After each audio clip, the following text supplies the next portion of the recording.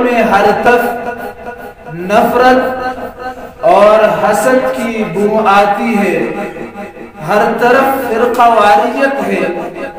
اصل اس کا وجہ کیا ہے کہ جہاں پر کوئی صرف دین اور اسلام کو مناظرے اور مباحثے میں تلاش کرتا ہے، کوئی دین اور اسلام کو چلے اور سیروزوں میں تلاش کرتا ہے، کوئی دین اور اسلام کو مکتب اور مدرسے میں تلاش کرتا ہے، دین اور اسلام کو دعوت میں تلاش کرتا ہے، اور کوئی دین اور اسلام کو کسی اور مذہب، کسی اور سیاست، کسی اور کتاب میں تلاش کرتا ہے۔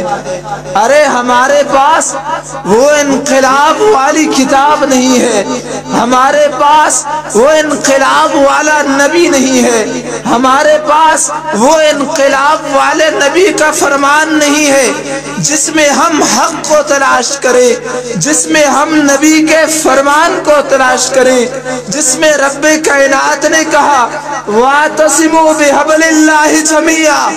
او کائنات والے لوگوں، تمہارے پاس ایک کتاب ہے، تمہارے پاس ایک نبی کا دین ہے، تمہارے پاس ایک نبی کا فرمان ہے، اگر تم اسی کے اوپر جمع ہو جاؤ تو وہی دین ہے جس کے بارے میں رب کائنات نے کہا ان الدین عند اللہ الاسلام۔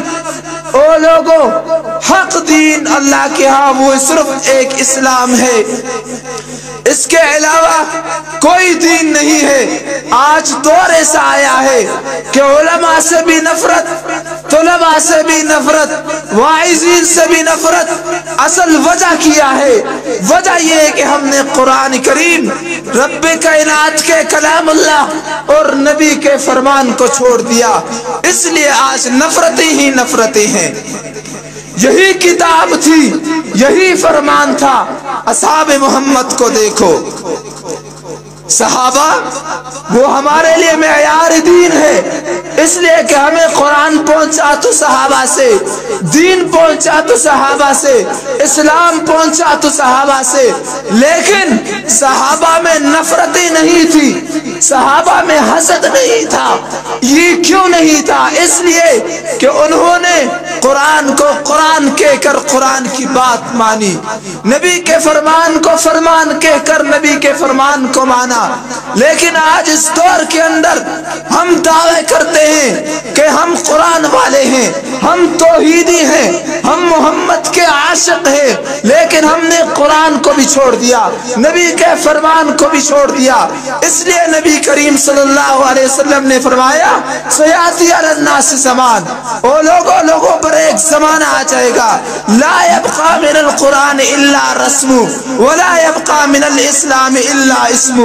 قرآن کی صرف کتابت ہی رہ جائے گی، قرآن کی صرف تلاوت ہی رہ جائے گی، لیکن قرآن پہ عمل کرنے والا کوئی نہیں ملے گا، اور اسلام اسلام اسلام کا نعرہ ہی رہ جائے گا، لیکن اسلام پہ صحیح حق صحیح معنوں میں اترنے والا کوئی نہیں ملے گا۔ وہ یہی دور ہے۔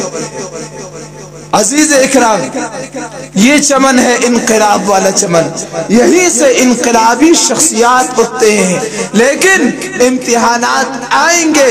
ابراہیم خلیل اللہ پہ امتحان آیا، موسیٰ کلیم اللہ پہ امتحان آیا، محمد عربی پہ امتحان آیا۔ امتحان میں کامیاب ہو کر آگے جائیں گے تو بہت اچھے مراتب ملے گی، بلندیاں ملے گی۔ تو یہ ادارہ الحمدللہ بہت اچھا کام کر رہا ہے۔ یہی داعی توحید و سنت بنتے ہیں، یہی داعی قرآن و سنت کے بنتے ہیں۔ تو اپنے بچوں کو اسی ہی ادارے میں داخل کرو کہ وہ مستقبل میں صحابہ کے لیے، صحابہ کے دفاع کرنے والے بن جائے، قرآن و حدیث کو بیان کرنے والے بن جائے۔ تو میں آگے نہیں جانا چاہتا کیونکہ علماء کرام تشریف فرما ہے، اسی پر اختتام کرتا ہوں۔ وما علینا الا البلاغ۔